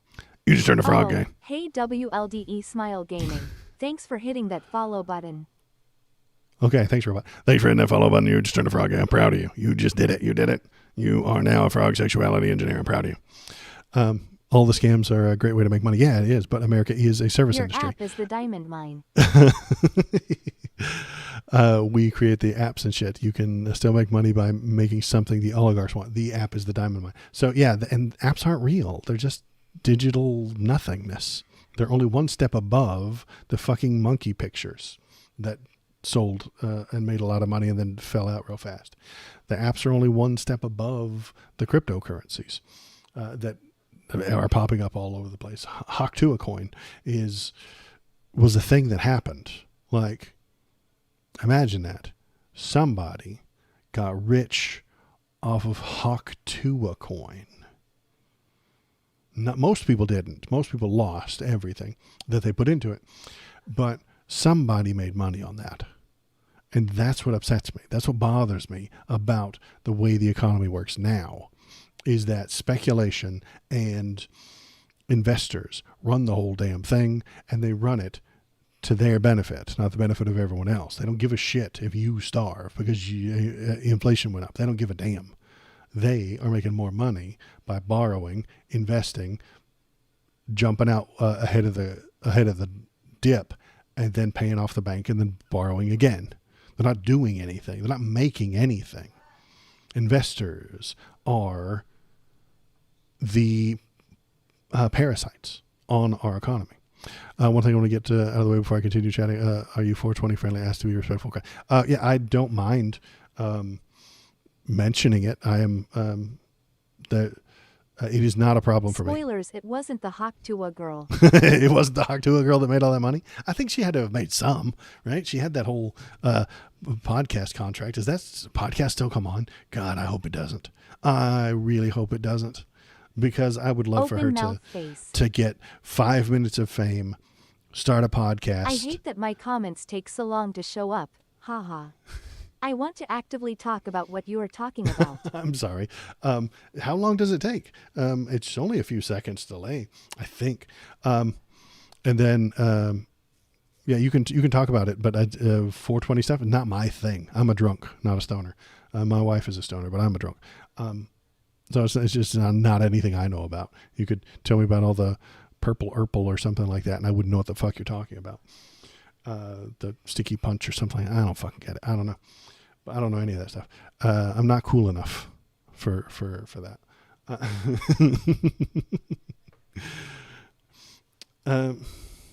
Okay, we'll do a speed test. Speed Oreo big stuff cool. test. We're gonna hit speed test. I'm gonna count Speed 1,000. It's happened immediately. I don't know. Maybe your internet's slow, Killer Mac. That's going to upset him, you guys. That's going to really bother him. It's going to really bother him. It's going to get under his skin. Yeah, your I'm getting internet a lot is of really buffering, slow. but I thought it was me. Oh, well, I don't know. Is video buffering. Use low latency toggle under the advanced menu settings. Oh. I don't know what that is. I don't know how to do that. Low latency toggle under the advanced menu in settings to disable low latency. Settings, advanced, low latency was already on. Oh God. Did I make it worse? I'm going to make it worse. I still play PlayStation 3, so I'm used to the slowness. Absolutely. What the hell? How did I get off topic? I started talking about the Haktua coins again. I got to stop doing that. Oh, so yeah, Reddit. That's what we're talking about. Reddit. I think the crypto scams are big for certain people in charge because it is an excellent way to avoid certain laws. Well, sure. They use that to dodge. What's that thing that's called? Not insider trading, but there's another law that they get to dodge that the SEC used to. It's because talking is fun. Yeah, you're right. Jibber jabbering is a good time. And arguing and goofing around is a good time. So, yeah, they're dodging the laws. The people who write the laws are all 90 years old, like Joe Biden, like Donald Trump, like Bernie. They're all way too old. And so they don't understand this whole crypto thing. And then when you try and explain it to them, they doze off. It's a whole thing. And they don't know how to, where to put the laws. Where do you put it? Do you put it on the wallets? Do you put it on the blockchain? Do you put it on the distributed ledgers? They don't know what all those things are. You just tell them it's magic internet money. And Poor Biden loudly crying, couldn't speak or stand. poor guy. Yeah, I know. And now it's just a side. Trump had a stroke, so he's going to have a whole thing going for him now. Donnie had a stroke a couple of weeks ago, I really think. Did you guys see that photo of him with his lip like this? Like, homeboy had a stroke, and he's not getting better. You can recover from strokes, but it makes them happen more often. See, this is a message that's too long for the robot. You got to keep it to 1 or 2 lines, or else the robot won't read it. But that's okay. I said it that way. Crypto is easy to rug. There's basically no regulation against that insider stuff. Exactly. There's a difference between the people that take advantage and lack regulation in the actual economy. If you want legitimate wealth rather than scammy wealth, then you are still looking for using our service economy, and oligarchs make money to make your first million. Yeah, and that's possible. But yeah, service, not I found it out selling the stuff. hard way. TTS is a bully. It's true. The robot has a limit, but she only has so many things that she will post up. Let's talk about immigrants. Who wants to talk about immigrants? Yeah, immigrants. Do we have a cool video? I spoke to that contractor over there. He was called by the homeowner to repair the damage. He says both the front door and back door are busted in. Now, Secretary Kristi Noem sent out a tweet that reads in part, "I was on the ground in Chicago today to make it clear we are not backing down." She was on the ground harassing American citizens. Illegal? This person was an American citizen, born in America, and they kicked open his door and broke his stuff. That post on X also included video showing several people being led away in handcuffs. We have witness video that was taken after a person describes hearing an explosion around so 5:50 legal. this That's morning. bad. You can see armed officers shining flashlights at a door and into a window as well. Another neighbor told us about the response from law enforcement that came from the air. Awakened at 20 to 6 by the drone of the helicopter flying overhead, circling the house, circling the neighborhood. It does look like a drug den, doesn't it? Poor Look at American. it. Oh my God. Look at this. Look at this crack house. Look at this blatantly obvious bad guy hideout. They don't know what they're doing. And at best, they did that because they thought this guy was illegal. Why would they do that? Because if you are illegal, you don't keep all your records up to date. The easiest of the people to go after are the people who have a steady job and pay fucking rent. There are millions of illegal people in this country right now paying rent every month. Those are the easiest ones to round up. You go to their house in the suburbs and you blow off the door, and then you drag them out and you send them somewheres. And I knew this would happen. I knew that we're going to get innocent people wrapped up in this. It doesn't have to happen. We could, I know this is crazy, document the undocumented people.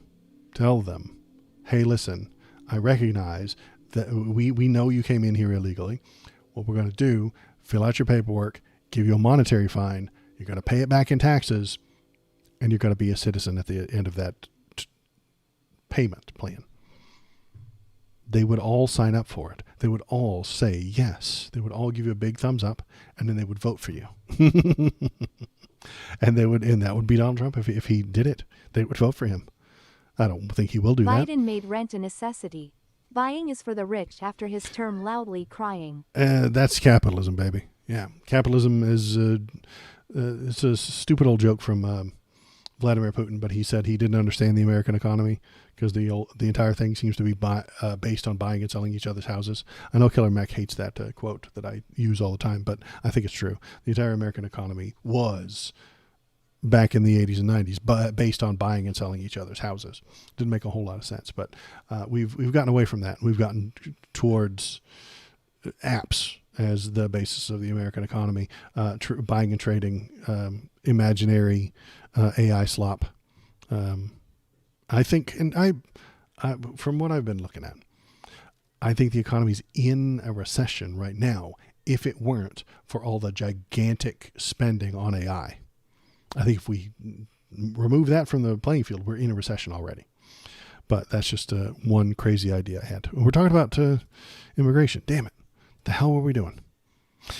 And here's the FBI. Do we want to watch the FBI guy? Okay. So that's Kash Patel, the podcaster, doing what he does best. He has been in front of Congress for the past 2 days, defending his choices and stuff like that in front of as the head of the FBI. He is not qualified to be there. He is a podcaster, and you're going to see it. Oh, That's baby. wild. Housing was unaffordable before Biden. It's been unaffordable for a very long time. And we're going to see the podcaster come out. You ready for a podcaster to... You clearly won't tell us the cabinet members associated AI with Mr. takes Epstein. Let time me ask and you money, one last question. some of which we don't have. I agree AI could be good, just not now. Oh, I hate AI. I think it's a terrible idea that's going to bankrupt us all. And that is, right after she gives this testimony in front of an FBI agent, among others, she's transferred to a minimum security prison not suitable for a sex offender like herself. Who made that decision and why? The Bureau of Prisons. The Bureau of Decisions made it in Prisons. Prisons. Misspoke. It's over. You misspeak in front of a podcaster, it's fucking over. decided on their own, without any consultation with Blanche or anyone else, that they were going to suddenly, after this interview, completely unrelated to this interview, completely unrelated to anything she said, move her to a prison not suitable for a sex offender. You want the American people to believe that? Do you think they're stupid? No, I think the American people believe the truth, that I'm not in the weeds on the everyday movements of you're not in inmates. the weeds? What I am The doing is most- protecting the this country, most providing historic significant reform, witness, and the most combating the significant weaponization of witness, the intelligence Epstein by the likes of you. cover-up, And we have gets countlessly proven you to from be a your liar in administration, Russiagate, in and you January call that 6th. being You are in the the biggest weeds? fraud to ever sit in the This United States stinks to Senate. high You are a heaven. disgrace to this This stinks to high institution heaven. and an utter coward. That is why he was hired. That is why he was hired. Not because he's good at solving crimes. Not because he knows any damn thing about the FBI. He doesn't know shit about the FBI. When he got up and talked about the Charlie Kirk shooter, he ChatGPT'd that whole fucking speech. He went to ChatGPT and said, "What the fuck does the FBI do?" And then it gave him a fucking thing, and then he read it. And his FBI didn't catch the kid. Kid was turned in by his youth pastor and his father. So the FBI didn't do shit. I mean, they were investigating, but they hadn't caught him yet. So they can't get the credit for it. That guy was hired for that fucking reason. That clip you just saw is exactly what Donald Trump wants from everyone in his administration. He doesn't need them to be good at their job. He doesn't need them to be competent. He doesn't need them to know any damn thing. He needs that attitude. He needs that energy when speaking to the people in power. Because it's hard to argue with. It really is. That's why the podcasters do it that way. Because then you get to win the argument. You get to sound like you won. If it sounds to me, I know that Kash Patel is full of shit. So does it sound like he won? If you didn't know anything about the sides involved, you might think that he won that argument and that he's awesome and he knows exactly what he's talking about. He knows exactly what he's doing. He doesn't. But it seems like he does if you don't pay attention to politics. And that's complicated. That's difficult. That is frightening. That's why he was chosen. And we finally see that that's why he was chosen for this job. That's why we got Dan Bongino in there too. Bongo and Cash can't solve the crimes, but they can talk shit in front of a camera. That's all Donald Trump's cabinet needs to do is talk shit to cameras. They don't actually have to do anything. They don't have to do their jobs. If the entire FBI collapses under this guy, it doesn't matter. Because the news and the TV will play that fucking clip instead of describing to you how they're falling apart. He's firing people. Kash Patel, that guy, is firing people for not supporting Donald Trump enough at the FBI. People who've been at the FBI 20 damn years. They worked for Biden. They worked for Trump the first time. They worked for Obama. They worked for George W. Bush. And he's firing them for not being enough on Donald Trump's team. Because he doesn't care about what's real. He doesn't care about the facts that happen. He cares about kick-ass videos like that. That's what they were doing for the immigration thing, too. They wanted a kick-ass video of blowing off the door and charging in there and getting them immigrant bad guys. That's what they want. Remember the kick-ass video they showed when they arrested the sandwich guy? The sandwich thrower promised to come in and turn himself in, and they told him no. Because they wanted to kick down his door and drag him out while badass metal music played in the background. That's what they wanted. They wanted to make a kick-ass video because that's all they are. They're entertainers. I just want to say, not to be rude, but to understand, it doesn't help the lib side that the shooter was a lib. I think he added a lot to the fire what's happening. He's a 22-year-old. He doesn't know what he was doing. He was raised a conservative. He was raised by police officers. He was raised firing that gun. He fired that gun quite well. He knew how to take it apart. He knew how to put it together. He was raised in a right-wing family. And I think he got a little bit of freedom when he became a young person, 18, 19, 20. He got some freedom, and he started having gay thoughts. And because he started having gay thoughts, he had to hide it. He had to keep that away from his conservative family. They didn't know. And so he lives with his roommate who might be his girlfriend, might be his boyfriend. Nobody knows right now. Nobody even knows if they're actually a trans person. Nobody knows. The shooter was originally right, so their actions were biased by that. I think they were raised that way and then realized that the right wing is bullshit, that the conservatives are full of shit, and the conservatives are going to hate him if he comes out as gay. Or even having a trans girlfriend. They're going to hate him. And his family's going to hate him. And they're going to look down on him, and they're going to look down their nose at him. They're going to think he's less than a human being. And that drives a person crazy. It drives you nuts, not being a human. All the other people think you're less than human. It'll drive you crazy. But he was also a gamer, which makes you a little bit more crazy. So he's got two crazies going on, you know. They're comboing.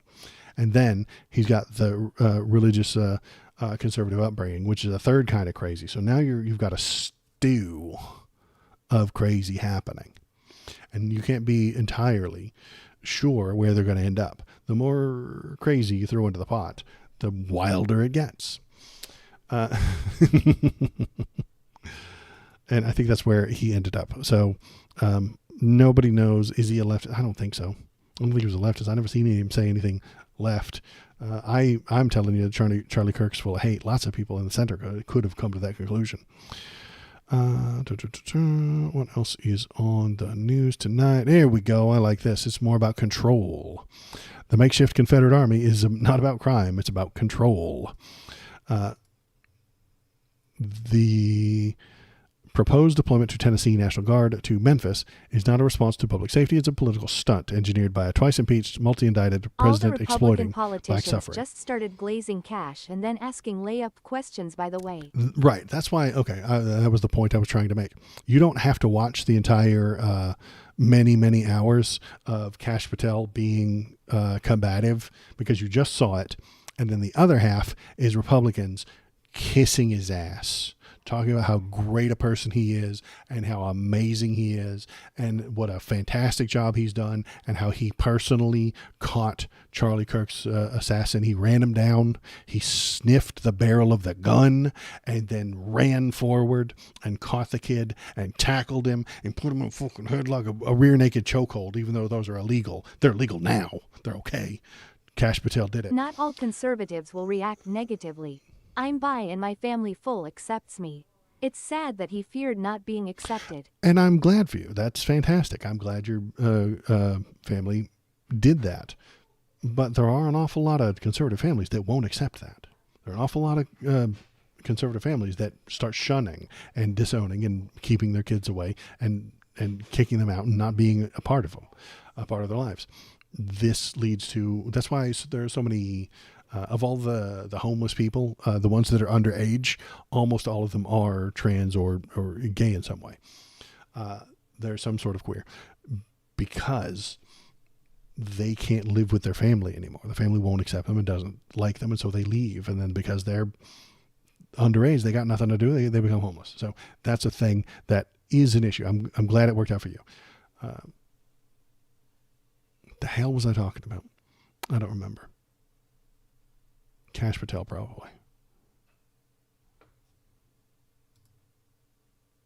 The Tennessee National Guard. Fuck it. We'll talk about them too. Good Cash news. glazing. Cash glazing. Yeah. Cash glazing. They were kissing his ass. They were saying everything that he's ever done. It was fantastic and amazing and so good at all this stuff. And that's why we live in two different worlds. That's why it's so hard to talk to people. We live in two different planets, honestly. My sources all have Cash Patel talking shit to Democrats, and Democrats asking him hard questions and him lying to them. And so that's what my feed is full of. But if you have a different feed, you just see Republican politicians telling you he did a fantastic job. So when Waldo tells you, hey, this guy's a lying sack of shit, you're like, what? No. Everything I saw was all the people on Capitol Hill telling him how great he is. How could Waldo must be lying. This happens with Charlie Kirk as well. Imagine for a minute that you're a leftist. I know, terrible idea, but if you were, you would see before he died, anything you look up for Charlie Kirk on the blue sky would highlight his hateful tendencies. And anything you look up on a Christian Facebook will talk about how often he reads from the scripture. We live in two different worlds. If you only see the nice things that Charlie Kirk ever posted about Jesus and being a good member of your community, you would be confused, lost, and you might not believe Waldo when he tells you that he's a white nationalist. You'd be shocked. You wouldn't believe me. American conservatism believes in punishment. I agree with you there. Growing up in that environment teaches you about that. If you start there and go left, then you're more biased towards punishing people who did the wrong thing. It's the ultimate way to punish. Yeah, and I think you might be onto something there as well, Killer Mac. He came from that upbringing, and he saw this hatred, and then he didn't know what to do with it. And it broke his brain, and he became a nihilist. He became I don't care what happens anymore. I don't give a shit. Everything is bad. Everything is terrible. He became a cynic, and he did something crazy. And there's no way to predict that. There's no way to prevent it either. There's no way to prevent it, honestly. There's no way to stop that. I mean, short of taking everybody's guns away, but I don't think that's a good idea. The left wants to teach and persuade. The right wants to punish. Growing up, I think you're right. Hell for getting a boner will do things to a kid. Absolutely right. Any of it. You're right. And Killer Mike, I think you're right. When I talk to them, they think about punishment. They think about what you're not supposed to do. No, you cannot do that. You must not do that. No, if you do that, you go to jail. And it is. It's about punishment. You're right. Where the left wants to teach and persuade. Usually, yeah, if they're good. I suppose there could be a bad leftist who just wants to punish people. We all have dark sides. I believe in what I agreed with. I didn't agree with everything, though. Okay, yeah, and that's fine. And what could happen is that you get the two universes. You get the Facebook Charlie Kirk that's always saying nice things, and the algorithm just gives you the nice shit that he says. Or you get the other half of the algorithm that just says the hateful shit he says. And then I would never have known he did some nice charity thing because the evil, angry, hateful algorithm of the left never gave it to me. And then the people on the right never found out that he said these hateful, angry things about immigrants and about trans people and about gay people. And so they would never know. And that's dangerous. It's weird that we live in possibly two different algorithms. That guy was possibly like the best two-faced person to exist. I don't know. It's weird. how do we deal with that though? How does the algorithm give you things that you don't want to hear or things that you don't think are worth your time? They're not built that way. They're built that with the way to give you what you want. They're built in essence to push you towards the thing that will keep you on YouTube the longest. I understand the YouTube algorithm. I publish YouTube videos. And so the idea that they are there to keep you there for as long as possible is antithetical to informing you. It really is. Keep you entertained. I started off this entire fucking stream today to talk about my shorts feed on YouTube. It's just filled with naked ladies. Not because I want them to be. It's just that that's what they think that I want. And so I clicked on one time, and that's the only short I've ever clicked on. So 100% of my YouTube feed is now that. Or not my YouTube feed, my shorts feed. I don't know why. Well, I know why, because I clicked on one once. But how do we deal with it? I don't know. Maybe you should have control over your own algorithm. Would that work? What if you had a settings mode to be like, hi, I'm the algorithm. And you log into YouTube and then it's like, hi, I'm the algorithm. What would you like? Okay. How about some shit that's outside your thing by percentage? And the lowest you can put is 10. 10, 20, 30, 40, 50, 60%. Shit you don't know about. Shit you don't know. Shit you never heard of.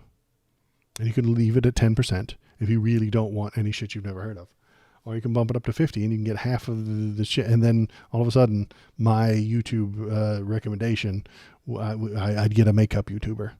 Apparently, it's a huge thing that I have no fucking idea exists. Did you know that? Did you guys know that?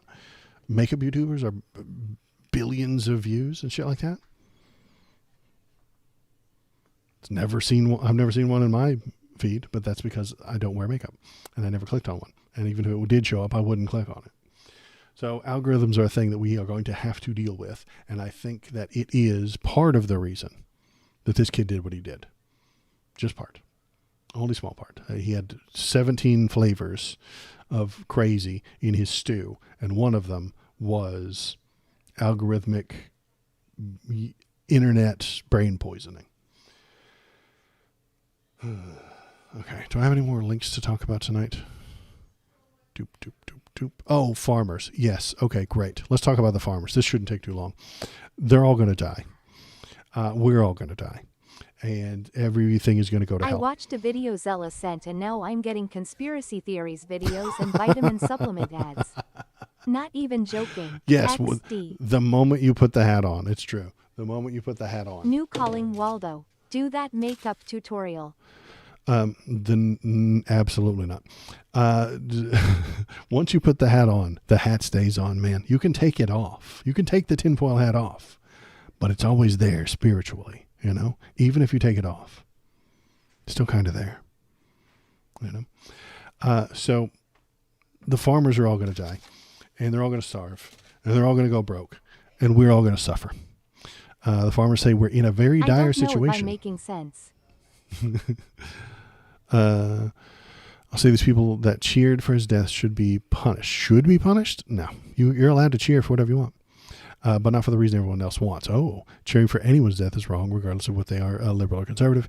The people who cheer are just as guilty in my mind. Any of them could have been the one to do it instead. The colors didn't show until it happened. Cheering is part of free speech. If you're a free speech absolutist, you're allowed to cheer. You have to allow people. Sorry for being a little No, slow. you're all right. You're doing good. That's how live streams are. I do change subjects pretty quickly. That's an issue I should do. I should make longer segues, I suppose. We're segueing. Everybody, hold on to your butts towards farmers. The farmer says we're in a very dire situation ahead of harvest with 0 soybean orders from China, historically our largest buyer. Wow, that's really small text.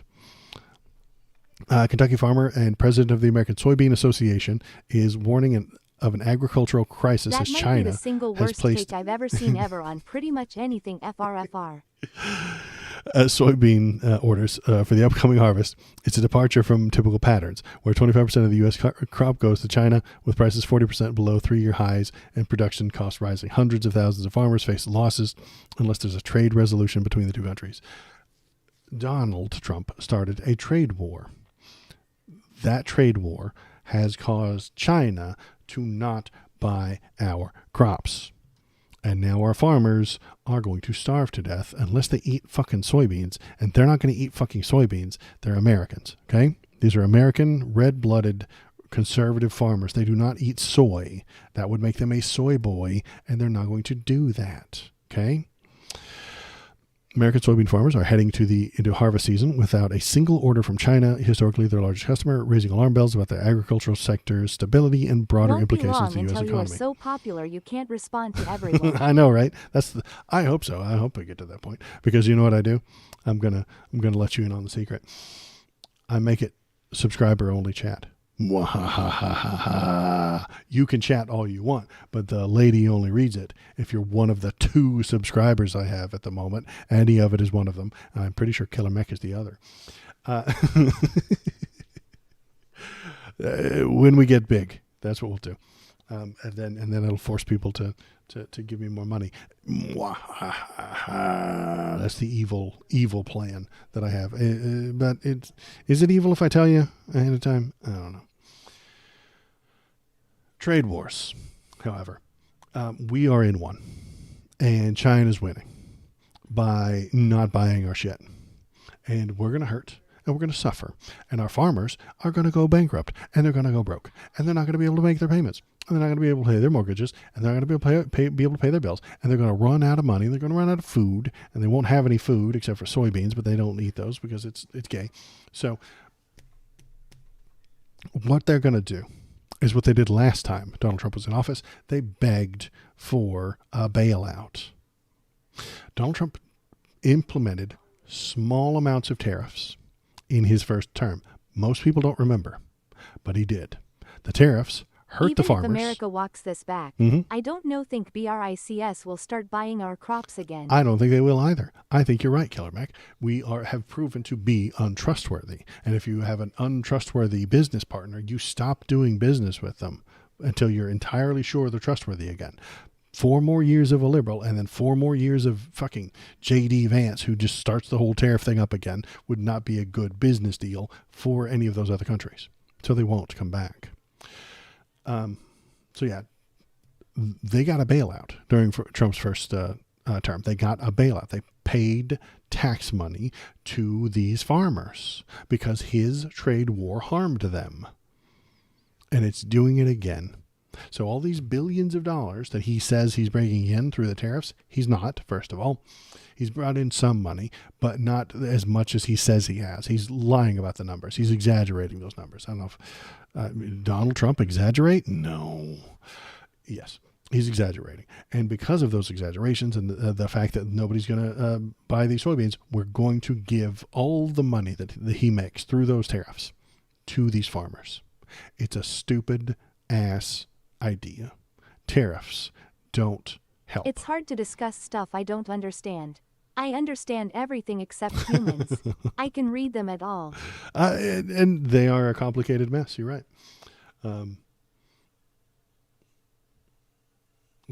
People are the problem. It would be so much better if it was the entire universe was just a clock, Wouldn't have any people getting in the way. All the gears would move at the right speed and stuff like that. And then we would count them. We could know how it's going to work. But people gum the works all up. I get you. Yeah. So they're going to beg for a bailout. Watch this. I'm going to keep my eye on this. Donald Trump is going to sign some gigantic thing that's just going to pay them all kinds of money that he collected from the people through tariffs. He implements the tariffs. He takes that money from American businesses and American consumers, and then he gives it to the farmers. It's welfare. It's welfare. It's exactly what it is. And it's his fault that he has to give it to them. The trade war could have been avoided. Nobody wanted that. Nobody asked for it except for him, because he's a damn fool who thinks that tariffs make Chinese money come to us. It doesn't. American people pay American tariffs. That's all there is to it.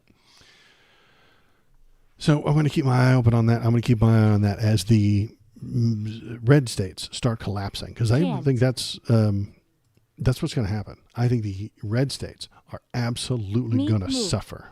Loudly crying. They're going to suffer when the farmers start to die and start to starve and start to collapse. The entire agriculture industry is going to collapse. And he's going to blame it on Joe Biden and inflation. And he's going to be lying. And if we're lucky, they haven't already set up content monitors in all of the media spaces like CBS and NBC and ABC and Twitch and Twitter and Discord. And I'll be able to tell you that the agriculture sector has fallen apart because of his tariffs. Or maybe I won't. Maybe they'll silence everybody. Maybe they'll kick me out and steal my house and drag me off to the gulag because I said mean things about Charlie Kirk. Maybe they will. You never know. There are some years, there are some decades when nothing happens. And there are some years when decades happen. And we're in one of those right now. We're in a year when decades happen. And come back on Saturday to watch me do this again. So I have been Waldo. I will continue to be Waldo on Saturday. I'll be back on Saturday to complain about this stuff again. And there's the YouTube link. If you want to go to the YouTube page, you can see all of this stuff. I take all of this, I chop it down into smaller little bits so the YouTube algorithm will like them. And then you should go to the YouTube you should go to YouTube and spread some hate around, because the YouTube algorithm is powered by hatred. It smash the subscribe, break the bell, snap the thumb, and call somebody a slur in chat.